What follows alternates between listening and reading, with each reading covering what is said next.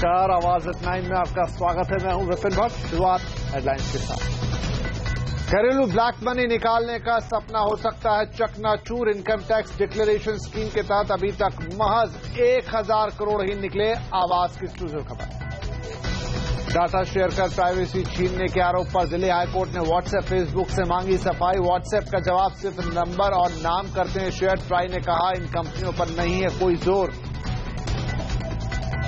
RCom और Aircel का हुआ मर्जर, बनेगी देश की चौथी बड़ी टेलीकॉम कंपनी। आखिरी घंटे में बाजार ने दिखाया दम। निचले स्तरों से स्मार्ट रिकवरी के चलते निफ्टी 8700 के ऊपर बंद। सुलह की और यूपी में चाचा भतीजे की जंग। शिवपाल ने मुलायम के सामने रोया दुखड़ा, लेकिन नेताजी के भरोसे के बाद नाराजगी से किया इनकार। अब गाड़ी की डिलीवरी के साथ ही मिलेगा नंबर और आरसी बुक। गुजरात में अक्टूबर से शुरू होगी नई व्यवस्था। और वोल्वो ने लॉन्च की 1.25 करोड़ की एसयूवी XC90, अब तक की सबसे लग्जरी हाइब्रिड कार।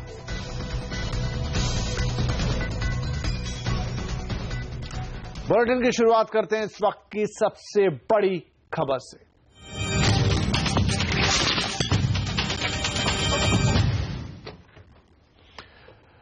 काले धन का खुलासा करने वाली योजना आईडीएस फ्लॉप होने की कगार पर है। खबर है कि योजना की कठोर शर्तों की वजह से लोग योजना में शामिल होने से कतरा रहे हैं। इस खबर पर पूरी जानकारी के लिए अब हम सीधे रुख करेंगे अपने ब्यूरो चीफ लक्ष्मण रॉय का। Lakshman, income tax declaration scheme के तहत 1000 करोड़ की रकम काफी कम है। क्या income tax declaration scheme flop होने की कगार पर है? हमें जो सूत्रों से जानकारी मिली है उसके मुताबिक काले धन का खुलासा करने वाली जिस योजना को सरकार ने लॉन्च किया था वो योजना अब लगभग फ्लॉप साबित होती दिख रही है। सितंबर के पहले हफ्ते तक के जो आंकड़े आए हैं उसके मुताबिक मुश्किल से 1000 करोड़ रुपए इस योजना के तहत खुलासा किए गए हैं। यानी 1000 करोड़ रुपए के काले धन का खुलासा किया गया है। जो सूत्र बता रहे हैं वो 1000 करोड़ रुपए से थोड़ा सा ज्यादा रकम है जिसका खुलासा किया गया है इस काले धन की योजना के तहत। हालांकि वित्त मंत्रालय के सूत्रों की माने तो उनका कहना है कि अभी 2 हफ्ते बाकी है इस योजना की मियाद खत्म होने में, क्योंकि 30 सितंबर को ये योजना खत्म हो रही है। और ऐसे मामलों में आमतौर पर देखने को मिलता है कि अंतिम के 2 हफ्ते या अंतिम के 1 हफ्ते में लोग ज्यादा बढ़ चढ़कर हिस्सा लेते हैं, खुलासा करते हैं। तो उम्मीद की जा रही है कि अगले 2 हफ्ते के भीतर भीतर काले धन की योजना के तहत लोगों का खुलासा और ज्यादा होगा और ये रकम 1000 करोड़ रुपए से कहीं ज्यादा बढ़ जाएगी। लेकिन सरकार ने जो लक्ष्य रखा था कि 1 लाख करोड़ रुपए तक जुटा लेंगे इस योजना के तहत, तो मुझे नहीं लगता कि उसके आसपास भी ये रकम पहुंच पाएगी। यानी अंत में सरकार को अपनी उम्मीद या फिर कहें अपने अनुमान के हिसाब से निराशा ही हाथ लगने वाली है इस योजना के तहत। जी लक्ष्मण, तो सरकार ने इस योजना को सफल बनाने के लिए पूरा जोर लगा दिया है, फिर भी क्यों योजना का हिस्सा बनने से कतरा रहे हैं लोग? ऐसी बात नहीं है कि सरकार ने कोशिश नहीं की। चाहे वो प्रचार प्रसार का मामला हो, लोगों के मन में जो संदेह थे उनको दूर करने का मामला हो, 6 अलग अलग सफाई सरकार की तरफ से जारी की गई, जो अलग अलग इंडस्ट्री से बातचीत हुई उनके डिमांड के आधार पर शर्तों में ढील भी दी गई। लेकिन जिस तरह की ढील वो चाहते थे, स्टेक होल्डर या फिर टैक्स एक्सपर्ट या फिर जिनके पास काला धन था, शायद वो ढील सरकार नहीं दे पाई। मिसाल के तौर पर गोपनीयता की शर्त को और ज्यादा कठोर करना, टैक्स का रेट, इसमें आपको 45% तक टैक्स सरकार आपसे ले लेगी। ये टैक्स का रेट काफी ज्यादा था और साथ ही साथ ऐसे दूसरे जो शर्तें थी वो काफी ज्यादा कठोर थी। और टैक्स एक्सपर्ट बता रहे हैं कि शायद इसी कठोर शर्तों की वजह से लोगों ने बहुत बढ़ चढ़कर हिस्सा नहीं लिया इस योजना के तहत काले धन का खुलासा करने के लिए।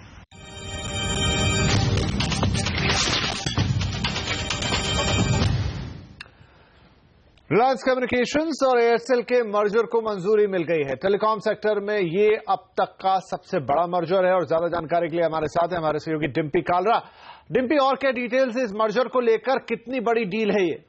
देखिए, डील के लिहाज से ये कह सकते हैं कि आरकॉम के लिए एक फायदे का सौदा साबित हो सकता है, क्योंकि उसको नए कस्टमर मिल जाएंगे एयरसेल के इस एक्विजिशन के साथ ही। और साथ ही साथ अगर आप देखें इस मर्जर का बेनिफिट ये भी होगा क्योंकि जीएसएम सर्कल के अंदर उसको 3 नए सर्कल में और एंट्री करने का लेवल मिल जाएगा, जो कि असम है, पश्चिम बंगाल है और साथ ही बिहार होगा। इसके अलावा अगर आप कर्ज के लिहाज से देखें, क्योंकि कंपनी में करीब 40,000 करोड़ का कर्ज है, उसको कुछ हद तक उतारा है, लेकिन अभी भी 34,000 के कर्ज के अंदर कंपनी सिर्फ 14,000 करोड़ का ही कर्ज नई कंपनी के अंदर ट्रांसफर कर रही है। रही है और सारा कर्ज उतारने की योजना बना रही है। इससे कंपनी की बैलेंस शीट काफी तक ठीक होती हुई दिखेगी। इसके अलावा जीएसएम सेवाओं को बढ़ाने के लिए उसको एयरसेल के इसी सर्कल्स की जरूरत थी और जिसको लेकर अब एक्सपर्ट ये कहते हैं कि आगे चल के जो वैल्यू एडेड सर्विसेज है वो बढ़ाकर कंपनी को फायदा मिल सकता है 3G के अंदर। साथ ही अगर मार्केट शेयर के लिहाज से देखें तो नई कंपनी अब करीब 12% का मार्केट शेयर हो जाएगा और एक करीब $6 बिलियन के आसपास की नई वेंचर बनता हुआ दिखेगा। दूसरी बात लिस्टिंग को लेकर है, क्योंकि अभी मर्जर हुआ है तो मर्जर के बाद 1 साल बाद कंपनी इसको नए ब्रांड के साथ एक लिस्ट करवा सकती है, ऐसी भी खबर बाजार में है। जी डिम्पी, बहुत शुक्रिया इस जानकारी के लिए। इधर आरकॉम और एयरसेल के मर्जर पर रिलायंस एडीजी ग्रुप के चेयरमैन अनिल अंबानी ने कहा है कि मर्जर से आरकॉम और एमसीवी के शेयर होल्डर्स को खासा फायदा होगा। उनके मुताबिक विलय से बनने वाली कंपनी को अलग अलग स्पेक्ट्रम पोर्टफोलियो का फायदा मिलेगा और लागत में कमी आएगी। स्पेक्ट्रम नीलामी के लिए आवेदन का आज आखिरी दिन था। 1 अक्टूबर से शुरू होने वाले टेलीकॉम स्पेक्ट्रम नीलामी के लिए कई कंपनियों ने आवेदन दिया है। इनमें भारतीय एयरटेल, वोडाफोन, आइडिया, सेलुलर, रिलायंस जियो जैसी बड़ी कंपनियां और बड़े अहम नाम हैं। वहीं रिलायंस कम्युनिकेशन, एयरसेल, टाटा टेली सर्विसेज जैसी कंपनियां भी स्पेक्ट्रम में की नीलामी में हिस्सा लेंगी। आवेदन वापस लेने की आखिरी तारीख 22 सितंबर है। यह पहली बार है जब सरकार 700 मेगाहर्ट्ज वाली स्पेक्ट्रम की नीलामी कर रही है। 2 सत्रों की तेज गिरावट के बाद शेयर बाजार आज थोड़ा संभलता दिखाई दिया। दिन भर बाजार में आज उतार चढ़ाव बना रहा। सुबह के सत्र में बिकवाली थोड़ी ज्यादा थी और निफ्टी 8700 के स्तर के भी नीचे गया था, लेकिन दोपहर के बाद बाजार में थोड़ी रिकवरी आई। कारोबार के आखिर में सेंसेक्स 19 और निफ्टी में 11 पॉइंट की हल्की बढ़त रही। बैंक, सीमेंट और इंफ्रा शेयरों में अच्छी खरीदारी देखने को मिली। इसके अलावा टायर शेयर्स भी आज फोकस में रहे। और अब बात महंगाई की। अगस्त में थोक महंगाई दर पिछले 2 साल के मुकाबले सबसे ज्यादा हो गई है। WPI महंगाई दर बढ़कर 3.74% पर पहुंच गई है, जो जुलाई में 3.55% थी। वहीं मैन्युफैक्चरिंग महंगाई दर भी बढ़कर 2.42% हो गई है। हालांकि खाने पीने और सब्जियों की महंगाई दर में जरूर कमी आई है। इससे पहले रिटेल महंगाई दर में कमी देखने को मिली थी। अगस्त में रिटेल महंगाई दर 6% से फिसलकर 5% पर पहुंच गई थी। दिल्ली हाईकोर्ट ने डेटा शेयरिंग को लेकर फेसबुक और व्हाट्सएप से सफाई मांगी है। व्हाट्सएप की प्राइवेसी पॉलिसी में बदलाव को लेकर हाईकोर्ट में याचिका दाखिल की गई थी। इस खबर पर और जानकारी के लिए हमारे साथ जुड़ रहे हैं दिल्ली से हमारे संवाददाता रोहन सिंह। तो रोहन, क्या कहा है हाईकोर्ट ने व्हाट्सएप और फेसबुक को? दिल्ली हाईकोर्ट ने फेसबुक से इस बारे में पूरी जानकारी मांगी है कि किस तरह का डेटा आप शेयर कर रहे हैं। ये पूरा मामला शुरू होता है व्हाट्सएप की उस प्राइवेसी पॉलिसी में बदलाव से जो पिछले महीने 25 अगस्त को व्हाट्सएप ने घोषणा की थी, जिसमें कि वो कुछ जानकारियां अपनी पेरेंट कंपनी फेसबुक के साथ शेयर करने की बात की जा रही थी। किस तरह की वो जानकारी होगी, मुख्य रूप से चिंता इसको लेकर है। और जो याचिका दायर की गई है उसमें कहा गया है कि इसके बाद जो आप किसी भी तरह का जो मैसेज देते हैं वो खतरे में पड़ जाता है। इस बारे में व्हाट्सएप ने अपनी सफाई जरूर दी है। उसने कहा है कि वो आपकी जो बातचीत होती है वो पूरी तरह से इंक्रिप्टेड है, उसमें कोई तीसरा व्यक्ति उसे नहीं देख सकता है। जो जानकारियां वो फेसबुक के साथ शेयर कर रहे हैं वो है सिर्फ आपका नाम और आपका नंबर। हालांकि याचिका में इसको लेकर भी चिंता कही गई है। उसमें कहा गया है कि व्हाट्सएप ऐसा नहीं कर सकता है, क्योंकि जब हम अपनी जानकारी किसी एक कंपनी या किसी एक सोशल नेटवर्किंग साइट या एप्लीकेशन के साथ शेयर कर रहे हैं तो उसे कोई अधिकार नहीं है किसी और साइट के साथ शेयर करने का, भले ही वो उसकी पेरेंट कंपनी क्यों ना हो। हाईकोर्ट ने इस पर ट्राई से भी जानकारी मांगी और ट्राई का ने साफ तौर पर अपना पल्ला झाड़ लिया। उसने कहा कि हम इसमें कुछ नहीं कर सकते, ये हमारे जुरिडिक्शन में नहीं आता है। इसके बाद अब हाईकोर्ट ने व्हाट्सएप से बाकी जानकारियां मांगी है, पूरी डिटेल मांगी है कि किस तरह की जानकारियां आप शेयर कर रहे हैं और जो चिंताएं व्यक्त की गई हैं इस याचिका में उसको लेकर आपका क्या जवाब है। इसमें जो अगली सुनवाई है वो 21 सितंबर को होनी है। जी शुक्रिया रोहन इस जानकारी के लिए। आईसीआईसीआई प्रूडेंशियल लाइफ इंश्योरेंस का आईपीओ 19 सितंबर को खुल रहा है। इसका प्राइस बैंड 300 से 334 रुपए है। कंपनी ने इशू के जरिए 6000 करोड़ रुपए से ज्यादा जुटाने का प्लान बनाया है।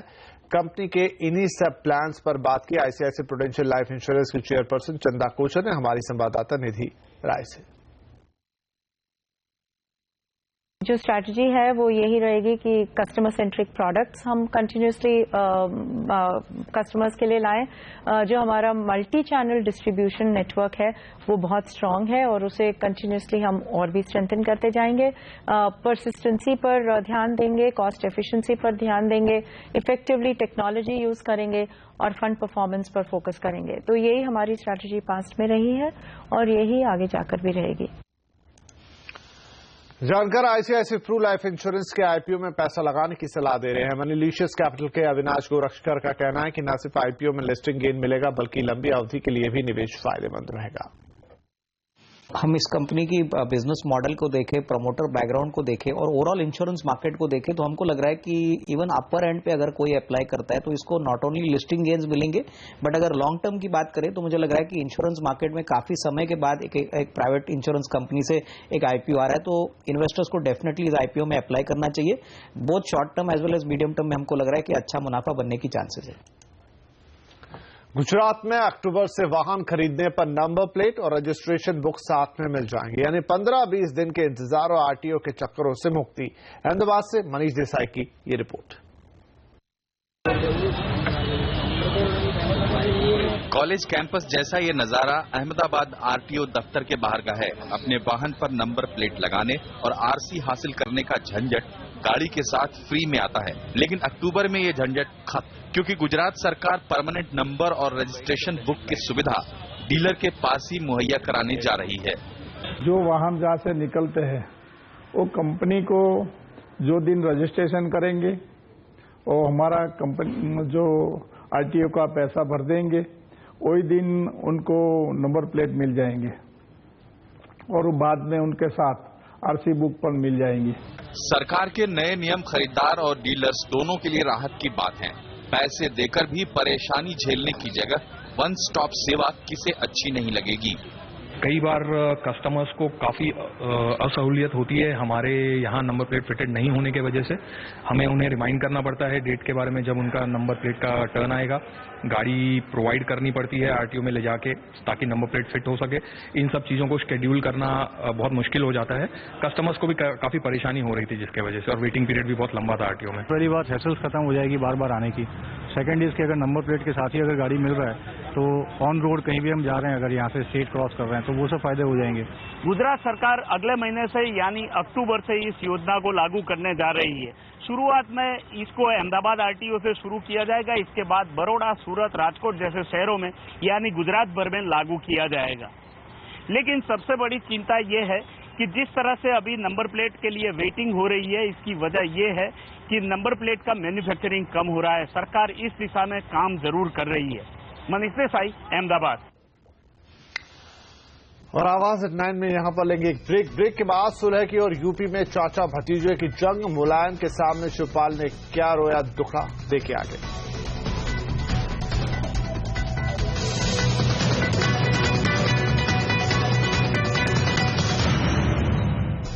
उत्तर प्रदेश में अखिलेश और शिवपाल के बीच छिड़े सत्ता की लड़ाई में आज शिवपाल के तेवर थोड़े नरम दिखे। आज शिवपाल दिल्ली में आकर मुलायम सिंह से मिले। करीब 4 घंटे तक बातचीत हुई। सूत्रों के हवाले से मिली खबर के मुताबिक मुलायम के सामने शिवपाल ने अपना दुखड़ा रोया और अखिलेश की शिकायत की। खबर यह भी है कि नेताजी ने अखिलेश से बात करने का भरोसा शिवपाल को दिया।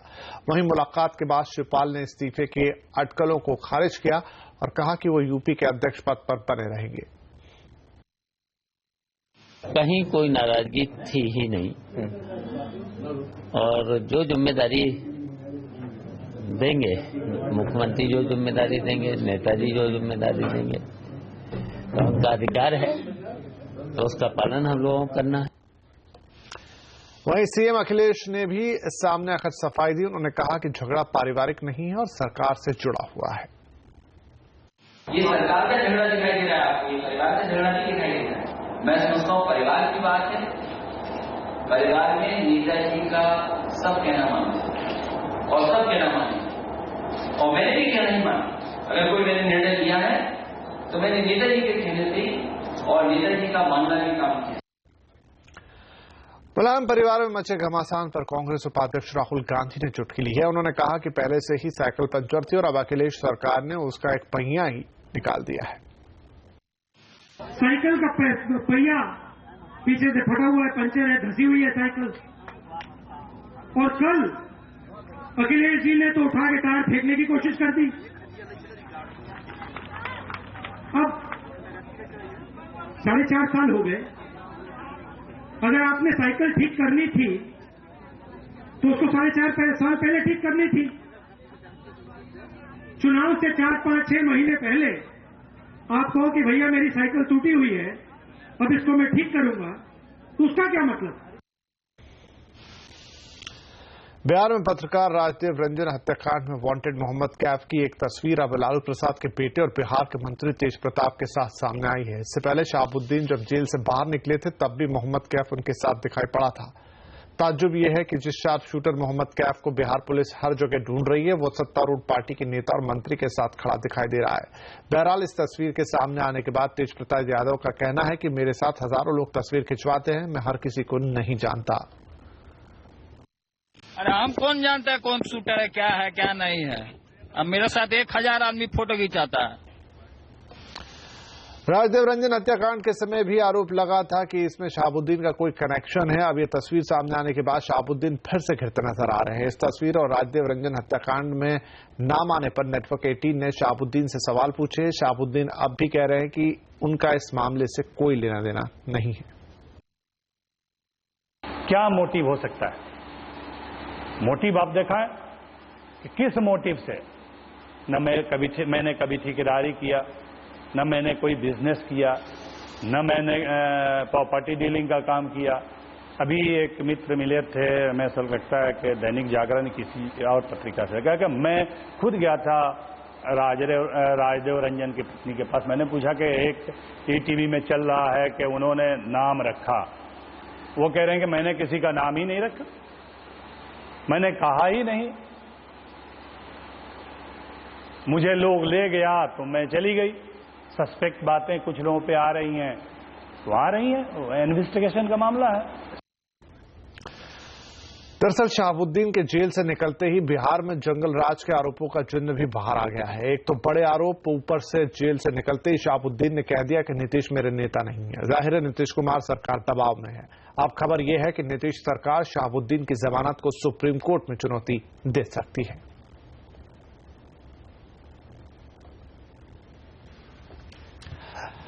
वो योग को बढ़ावा देते हैं और वो स्वदेशी का नारा भी देते हैं। देखकर लगता नहीं कि वो धनकुबेर होंगे। अब खबर आई है कि उनका नाम देश के सबसे अमीर लोगों में शुमार है।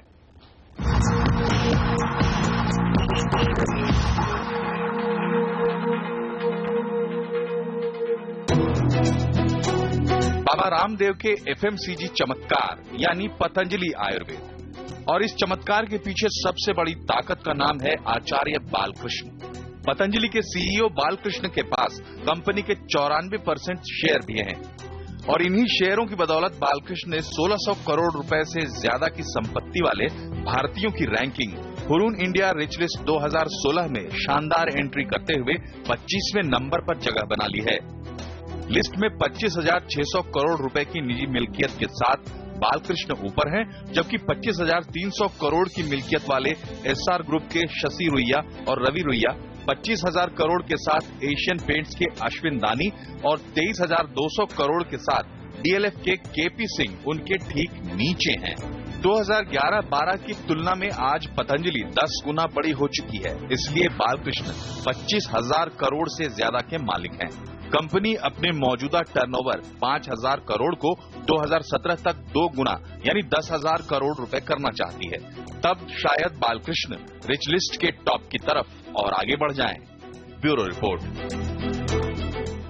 वॉल्वो ने अब तक की अपनी सबसे लग्जरी हाइब्रिड एसयूवी XC90 को लॉन्च कर दिया। वॉल्वो की इस ब्यूटी की कीमत है 1.25 करोड़ रुपए। इस कार में 2 इंजन लगे हैं, फ्रंट में पेट्रोल और रियर में इलेक्ट्रिक मोटर। लुक के मामले में हाइब्रिड और नॉर्मल में कोई फर्क नहीं है, लेकिन जो फर्क है वो है पावर और माइलेज का। दोनों इंजन को मिलाकर ये गाड़ी 407 हॉर्स पावर का ताकत देती है। 0 से 100 किलोमीटर की रफ्तार ये कार महज 5 से 6 सेकंड में पकड़ लेती है। कार में घर जैसी सुख सुविधाएं हैं। जी हां, कुछ ऐसी ही है ये कार। आइए आपको इस कार के अंदर लेकर चलते हैं।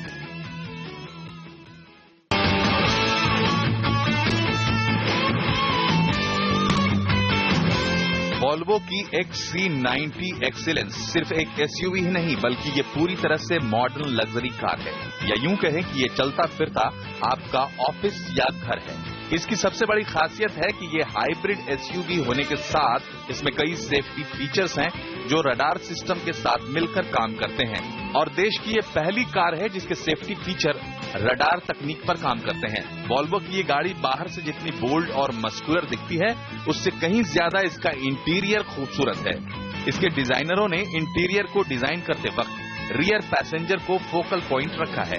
इसी को ध्यान में रखते हुए प्राइवेसी, साइलेंस और स्पेस, ये तीनों खूबियां इसके इंटीरियर में मिलती हैं। अंदर में जितने फीचर हैं उसको देखने के बाद लगता है कि आप कार नहीं बल्कि अपनी डाइनिंग रूम में बैठे हैं। डाइनिंग रूम में आपकी जरूरत की जो चीजें मिलती हैं वो सब इसमें दी गई हैं। Fridge, foldable table, crystal glass, shoe rack और एंटरटेनमेंट के लिए बड़े साइज का स्क्रीन। वैसे इस तरह के फीचर तो मर्सिडीज मेबैक और रोल्स रॉयस गाड़ियों में भी मिलते हैं, लेकिन ये सारे फीचर 1.25 करोड़ रुपए की कीमत में देने वाली ये पहली गाड़ी है। कुमार संजय, मुंबई।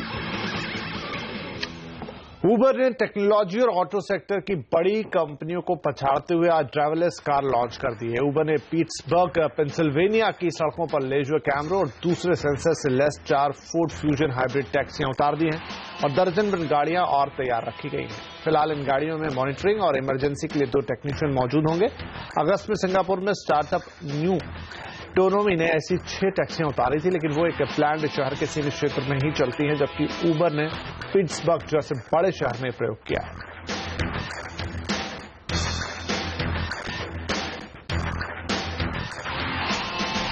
और आवाज इतना में आज के लिए इतना ही। फिलहाल नमस्कार।